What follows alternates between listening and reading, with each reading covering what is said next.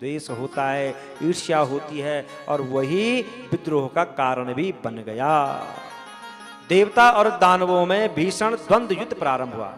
तो तब राहु से पीड़ित हुए चंद्रमा उसके भय से संतप्त होकर के भाग निकले वहां से, और भय से व्याकुल होकर के शिव जी की शरण में उनके भवन में गए, भगवान को प्रणाम करता है और कहते हैं कि रक्षा कीजिए, रक्षा कीजिए, हे प्रभु रक्षा कीजिए। चंद्रमा भगवान शंकर की नाना प्रकार से स्तुति करते हैं।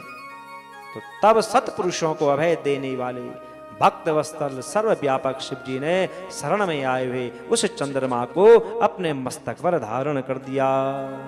बोलो शंकर भगवान की। कहा यहाँ रहो, यहाँ रहने पर तुम्हें कोई भी कष्ट नहीं मिलेगा। उसे अपने भाल पर धारण करते हैं। तदंतर चंद्रमा का पीछा करता हुआ वह राहु भी वहां आ गया जहां भगवान शंकर थे, और उसने सर्वेश्वर शिव जी को भली भांति प्रणाम करके आदर पूर्वक प्रिय वाणी में उनकी स्तुति करी। शिव जी ने उसका अभिप्राय जान करके पूर्व में विष्णु के द्वारा काटे गए उसके केतु संज्ञक सिर को अपनी मुंड माला में पिरो करके और गले में धारण कर दिया। उसे भी अपने गले में धारण कर दिया बाबा ने, अपनी माला में पिरो दिया राहु को भी। तभी तो कहते हैं कि राहु की संकट हो, महादशा हो, कुछ भी हो, भगवान शंकर का पूजन करो, शांत हो जाएगा। उसके बाद उस युद्ध में सभी असुर देवताओं से पराजित हो गए। अमृत का पान करके सभी महाबली देवगण विजय को प्राप्त करते हैं। अब विजय प्राप्त कर लेने पर शिव जी की माया से मोहित हुए विष्णु देवताओं को अत्यंत अहंकार हो गया कि हमने अमृत पिया है। अपने बल की प्रशंसा करने लग गए कि हम बहुत बलवान हैं, हम बहुत शक्तिशाली हैं। मैं रोज कहता हूं कि पद मिलने पर अहंकार भी मिल जाता है। देवताओं को अहंकार हो गया। इसके बाद गर्भ को चूर करने वाले सर्वाधीश वे भगवान शंकर यक्ष का रूप धारण करके जहां देवता थे वहां जाते हैं। यक्ष का रूप धारण किया, वहां पहुंच गए।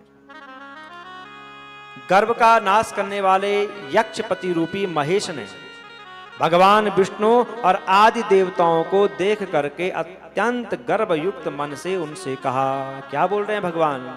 किमर्थम संस्थिता यूयमत्र सर्वे सुरा मिथा किमुकाष्टाखिलम ब्रूत कारण मैनु पृच्छते। हे देवताओं, आप सभी यहाँ क्या कर रहे हो? इकट्ठा क्यों हो रखे हो तुम लोग? इसका कारण मैं जानना चाहता हूँ। मुझे बताओ, यहाँ एक साथ तुम इस समय क्यों आ रखे हो? तो देवता कहते हैं, हे देव, यहाँ दानवों में भयंकर विकट संग्राम छिड़ा हुआ था जिसमें कि समस्त असुर विनष्ट हो गए हैं और जो बचे थे वे सब भाग गए हैं। हम सब महापराक्रमी हैं, दैत्यों को मारने वाले हैं, बलशाली हैं। हमारे समान तो कोई भी नहीं आ सकता है हमारे सामने, हम इतने बल वाले हैं। देवताओं की गर्भ भरी बात को सुन करके महादेव ने फिर कहा, हे सुरा निखिला यूयम मदवचा शृणुतादरा यथार्थम वट्मि ना सत्यम सर्वगर्वापहारकम। हे देवगणों, आप सभी लोग आदर पूर्वक मेरी बात को सुनिए। मैं आप सबके गर्भ का नाश करने वाला यथार्थ वचन कह रहा हूं। जो तुम्हारा अहंकार है ना, मेरी बातों को सुनो तो सब नष्ट हो जाएगा। मैं सत्य नहीं बोलूंगा। आप लोग ऐसा अहंकार मत कीजिए। अरे सबका रचयिता, संहार करता, स्वामी तो कोई दूसरा ही है। तुम अपने आप को स्वामी कैसे मान रहे हो? तुम अपने आप को बलवान कैसे मान रहे हो? वो ना हो तो तुम भी कुछ नहीं है। फिर आप लोग महादेव को भूल गए हो क्या?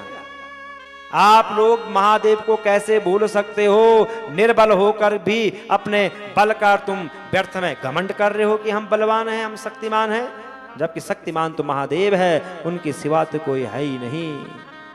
हे देवगण, अपने महान बल को जानते हुए भी आप लोगों को यदि घमंड है तो आप लोग मेरे द्वारा रखे गए इस तिनके को अपने अस्त्रों से काट करके दिखाओ। अगर तुम बलवान हो तो एक तिनका रखा वहां पर, काटो इसे, हम भी तो जाने कि तुम कितने बड़े बलवान हो। ऐसा कह करके सत्पुरुषों को गति देने वाले यक्ष रूपी महादेव जी ने देवताओं के आगे एक तिनका फेंक दिया। उन देवताओं के अहंकार को चूर करने के लिए। कहा उठाओ इसे, काटो इसे जरा। इस तिनके को काटने के लिए अपने को वीर मानने वाले विष्णु आदि देवता अपने अपने पुरुषार्थ का प्रयोग करने लग गए, अपने अपने बल का प्रयोग करने लगे। कोई चक्र उठा रहा है, कोई गदा उठा रहा है, किंतु सब असफल हो गए।